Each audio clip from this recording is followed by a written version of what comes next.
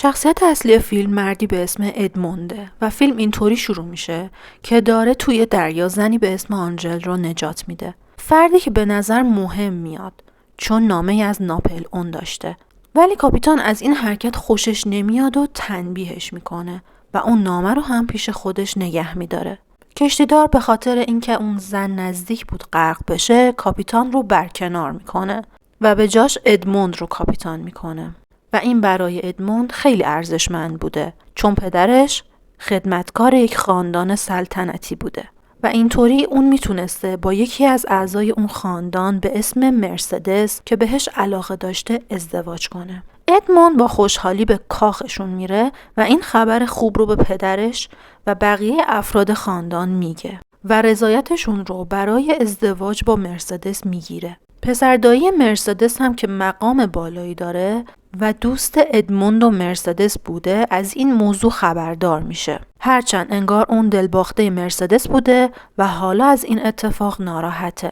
ادموند و مرسدس مراسم ازدواجشون رو برپا میکنن ولی درست موقع خوندن پیمان ازدواجشون یک گروه از افراد سلطنتی میان و ادموند رو دستگیر میکنن که در واقع مشخص میشه اون کاپیتان که به خاطر ادموند برکنار شده بود توطئه میکنه و اون نامه رو از ناپل اون بین وسایل ادموند قرار میده تا انتقام بگیره. مشخص بود که ادموند کاری نکرده ولی این وسط پسردایی مرسدس هم که دل خوشی از ادموند نداشت راضی به کمکش نشد و اجازه داد تا اون رو مجازات کنن. اون هم چه مجازات سنگینی، انفرادی در چاهی در مکانی وسط دریا تا آخر عمر. واقعا اینجا قلبم درد گرفته بود. بعد از گذشت 4 سال در زندان ناگهان دید که دیوار سلولش کنده شده و یک نفر از داخل سوراخ باهاش صحبت میکنه و ادموند فهمید که فردی از سلول کناریش سالهای ساله که داره دیوار رو میکنه تا یه راه خروج پیدا کنه و اینطوری میشه که به ادموند میرسه. اون فرد یه راهب بوده.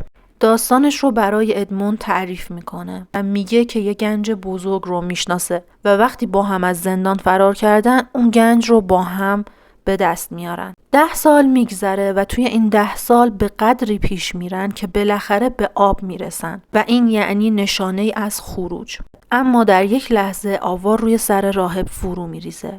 ادموند بهش کمک میکنه ولی دیگه دیر شده بود و راهب میمیره. نگهبان‌ها که هر روز زنده بودن همه زندانی‌ها رو چک می‌کردن می‌بینن که راهب روی تختش مرده. جنازش رو توی یک کیسه میذارن و ادموند که داشت از سوراخ دیوار همه چیز رو میدید در زمانی که نگهبان‌ها نبودن خودش رو جای راهب توی کیسه میذاره. کیسه‌ای که بعدش توی دریا انداخته میشه و اینطوری میشه که قبل از خبردار شدن نگهبان‌ها ادموند میتونه فرار کنه. ادموند خودش رو به کاخ مرسدس میرسونه و میفهمه که پدرش فوت کرده و مرسدس هم با پسرداییش یعنی فرناند ازدواج کرده و یک پسر دارن و از اونجا رفتن.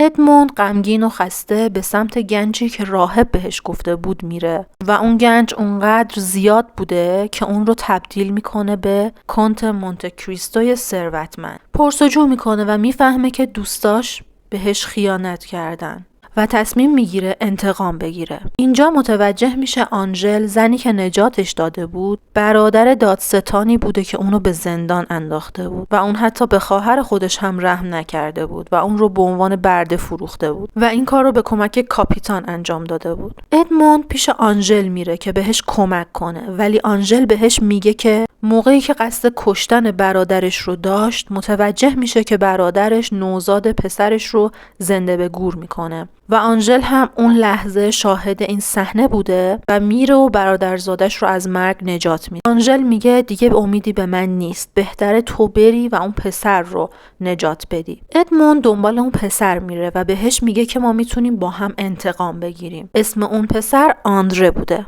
یه داستان دزدی الکی روی پسر فرناند و مرسدس که اسمش آلبر بوده پیاده میکنن و توی این بازی ادموند که تغییر چهره داده بود آلبر رو نجات میده و اینطوری میشه که کم کم رابطه هاشون ساخته میشه. فرناند و پسرش برای تشکر به کاخ ادموند که خودش رو کنت مونته کریستو معرفی کرده بود میرن و نقشه ادموند این بود که پسرش رو با دختری به نام هایده که اون هم دنبال انتقام بود آشنا کنن. ادموند کم کم با دادستان و فرناند و کاپیتان که با توطئه تمام دارایی‌های اون زمان کشتیدار رو بالا کشیده بود طرح دوستی میریزه و کم کم نقشه انتقامش رو پیش میبره. ادموند تمام کشتی‌های کاپیتان رو تصاحب میکنه و آندره در دادگاه اعلام میکنه که پدرش کیه و قصد داشته تا اون رو در نوزادی به قتل برسونه و اینطوری میشه که از اون 2 نفر انتقام میگیره. بعد تموم شدن دادگاه آندره با چاقو به پدرش حمله میکنه و اون رو میکشه. خودش هم توسط نگهبانها کشته میشه.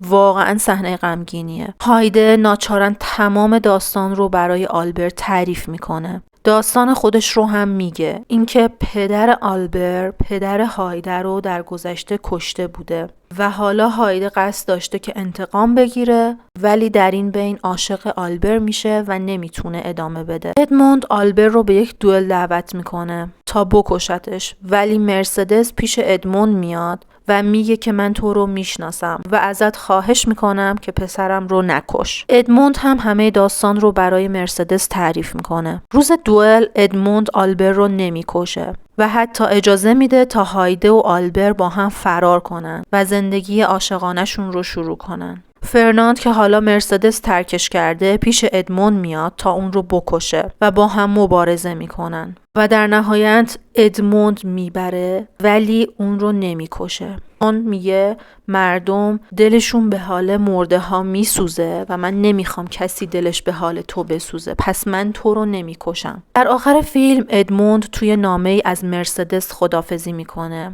و میگه که شاید دوباره همدیگر رو دیدیم و خودش راهی سفری با کشتی میشه. این بود تمام داستان فیلم کنت مونته کریستو. امیدوارم لذت برده باشین. ممنون میشم نظراتتون رو توی کامنت ها برای ما بنویسید و اگر دوست دارین خلاصه فیلم ها رو در زمان کوتاهی بشنوین حتما این کانال رو سابسکرایب کنین. تو ویدیوی بعدی میبینمتون.